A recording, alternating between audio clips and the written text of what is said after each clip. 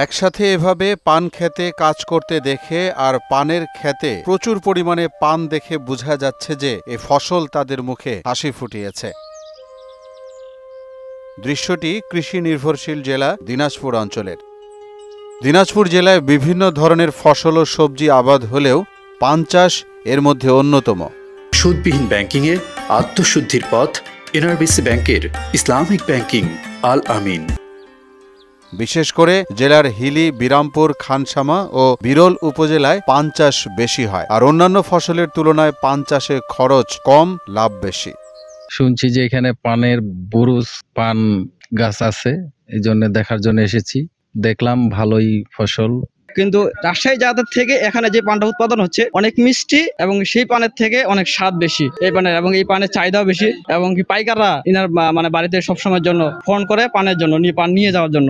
দীর্ঘ 20 বছর থেকে রাজশাহী থেকে বেশিরভাগ পান কেনা বেচা করতাম। এখন দেখছি আমার গ্রামের পান আছে, এই গ্রামের পানটা আমি নেওয়াতে আমারও লাভ, কৃষকেরও লাভ, গ্রামবাসীরও লাভ। জানা যায় চলতি বছর জেলায় 300 একর জমিতে পানের আবাদ হয়েছে। এর মধ্যে বিরল উপজেলার আজিমপুর ইউনিয়নের উত্তর শ্যামপুর গ্রামে প্রথমে আমি একটু 12% জমি লাগাইছি, এরপরে আস্তে আস্তে এখন আমি 35% জমিতে পান চাষ করতেছি। এখন ইনশাল্লাহ আপনাদের দোয়া এবং আল্লাহর দোয়ায় আমি এখন স্বাবলম্বী হচ্ছি। এখানকার মাটি ও আবহাওয়া পান চাষের অনুকূলে থাকায় অনেকেই আগ্রহ হচ্ছেন পান চাষে। প্রথম পদক্ষেপে আমরা সফলতা অর্জন করেছি। ইতোমধ্যেই আমাদের যে পরিচ্ছন্ন চাষাবাদ এবং আগাছা মুক্তভাবে চাষের ফলে যে চমৎকার পান পাতা আমরা সেখান থেকে হারভেস্ট করতে সক্ষম হয়েছি, সেটি দেশের বিভিন্ন জায়গায়, মূলত নাটোর, রাজশাহী, বানেশ্বর, পুঠিয়া সহ উত্তরবঙ্গের আরো কিছু কিছু জায়গায় আমাদের পানকে আমরা রপ্তানি করেছি এবং সেখানে ব্যাপকভাবে গ্রহণযোগ্যতা পেয়েছে আমাদের পান।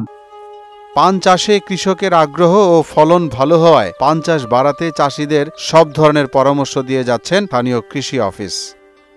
এবং পানের বিভিন্ন ধরনের যে রোগ বালাইগুলো হয়, টাইম টু টাইম আমরা তাদেরকে রোগ বালাই দমন ব্যবস্থা সম্পর্কে তাদেরকে বলতেছি এবং তাদেরকে বোঝাচ্ছি, এবং সেই মোতাবেক তারা কাজ করে।